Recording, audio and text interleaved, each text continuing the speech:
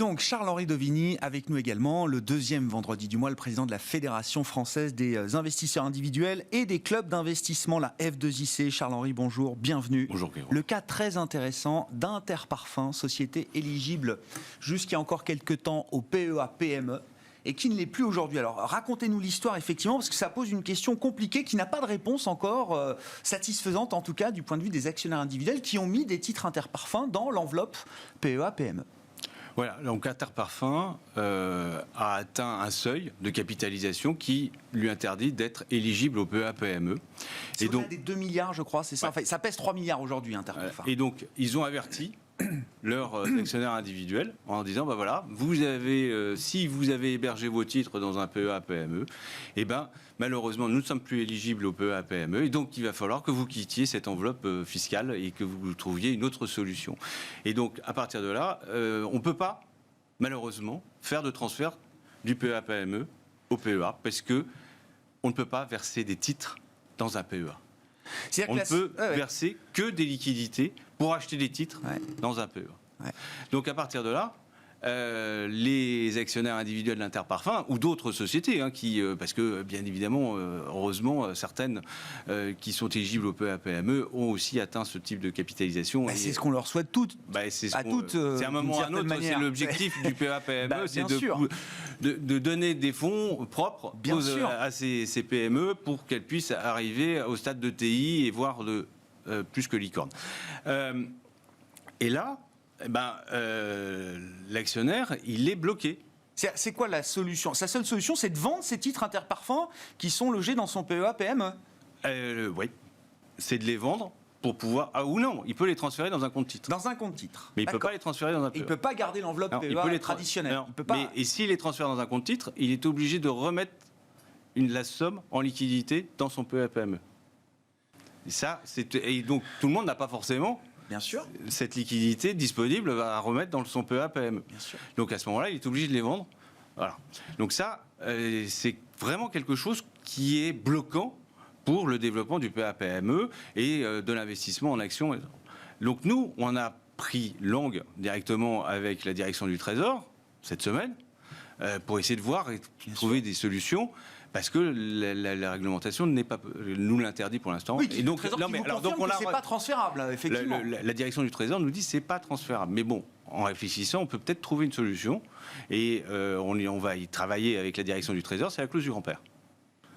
C'est-à-dire qu'en fait, on va pouvoir, à un moment ou à un autre, essayer de faire, grâce à cette clause de grand-père, faire ce transfert du PEA-PME au PEA. Bon, donc moi, la seule recommandation que je donne actuellement, c'est que comme ceux qui ont du Interparfum dans leur portefeuille, d'attendre.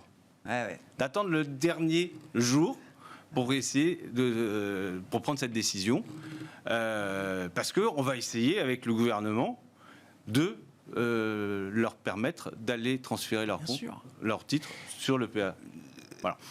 C'est la première fois que se pose cette question, ou est-ce que c'est parce qu'Interparfums est une entreprise, une mid-cap française bien connue, de taille moyenne, emblématique des portefeuilles des actionnaires? Je ne pense pas que ce soit le premier cas. En tous les cas, c'est le premier cas qui est sur la place publique, et c'est le premier cas et de cette taille-là, d'une certaine manière. Et il faut savoir qu'Interparfums a privilégié énormément les actionnaires individuels. Donc ils ont beaucoup travaillé sur cet actionnariat, et donc ils aiment beaucoup ces actionnaires individuels, et donc voilà, ils en prennent soin. Pas comme malheureusement d'autres entreprises, mais eux, ils en prennent vraiment soin. Et donc, c'est pour ça que ça vient sur la place publique et que nous, on essaye de porter le sujet sur la place publique. Et c'est pour ça qu'on a pris langue directement avec la direction du Trésor, avec qui on s'entend bien. Parce qu'on remercie aussi la direction du Trésor d'avoir créé le PEA Jeune dont nous sommes à l'initiative. J'aime bien le rappeler à chaque fois. Et j'espère que justement, ça nous permettra... Non, le PEA Jeune, c'est plus simple parce que finalement, le PEA Jeune se transforme en PEA à l'âge des 25 ans. Donc là, il n'y a pas de sujet. Là, il n'y a plus de sujet.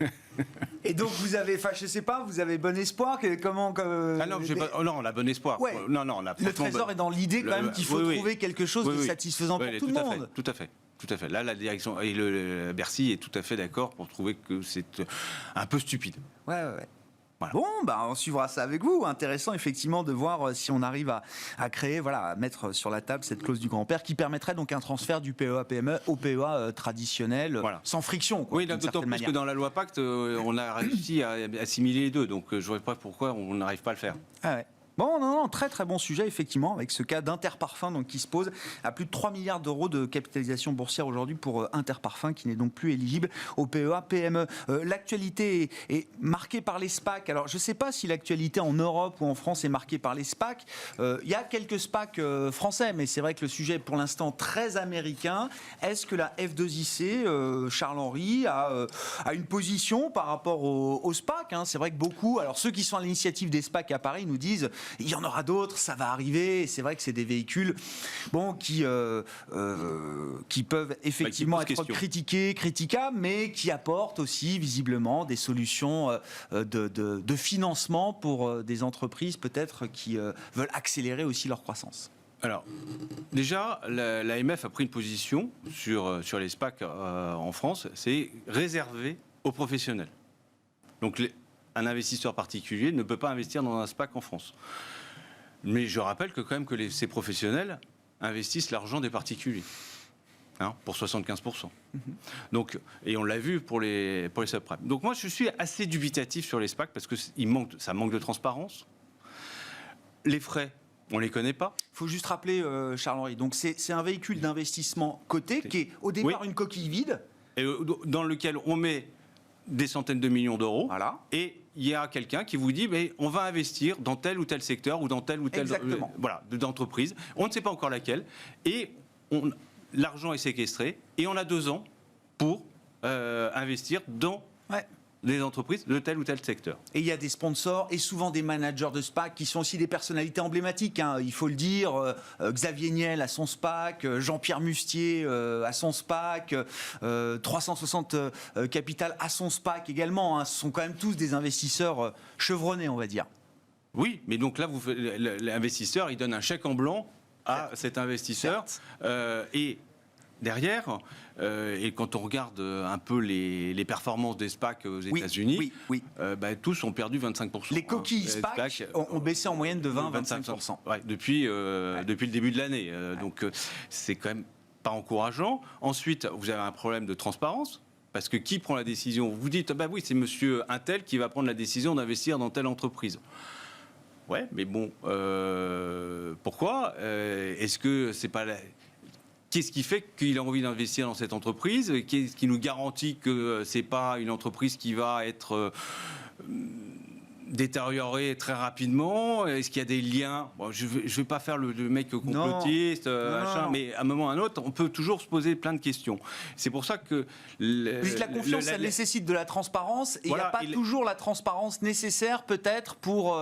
Alors certains vous disent que en fait l'investissement est décidé en AG. Du SPAC. Ouais, mais bon, après, les marchés faut que ça aille vite. Est-ce qu'on a le temps d'attendre l'AG? Donc on fait des AG extraordinaires. Avec qui, qu'est-ce et sur quel fondement? Pourquoi l'entreprise qui a besoin de se financer grâce à un SPAC ne va pas directement sur le marché?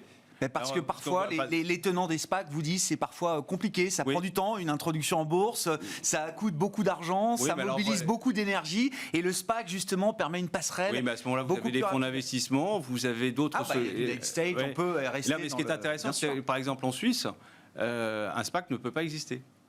Ah oui? Oui, parce que pour être coté, en Suisse, il faut avoir au moins 3 ans d'existence. Ce qui montre qu'à un moment ou à un autre, et pour être coté, il faut montrer une certaine solidité. Voilà. Donc, moi, je ne suis pas forcément contre, mais j'ai besoin de voir. Je suis comme Saint Thomas, j'ai besoin de voir. Et l'expérience des subprimes me dit attention, parce que là, on fait confiance à des gens qui ne sont pas forcément dans la même, n'ont pas forcément les mêmes intérêts que vous. Quand vous regardez la rémunération qu'ils vont prendre, entre 15 et 20%. Aux États-Unis, où le phénomène est devenu massif, la SEC et les autorités de protection du consommateur et des investisseurs, bien sûr, ils deviennent de plus en plus vigilants sur cette situation. Les 2 pieds sur le frein aux États-Unis, parce que rien que la rémunération des acteurs des SPAC, moi je trouve ça exorbitant. Merci beaucoup, Charles-Henri. Merci beaucoup pour ces quelques remarques là, sur les cas, le cas d'Interparfums et la question des SPAC. Donc, interdit aux actionnaires, aux actionnaires particuliers aujourd'hui en France. Charles-Henri Dovini qui est avec nous, le président de la F2IC dans Smart Bourse à la mi-journée sur Bismart. On se retrouve ce soir en direct à 18h30.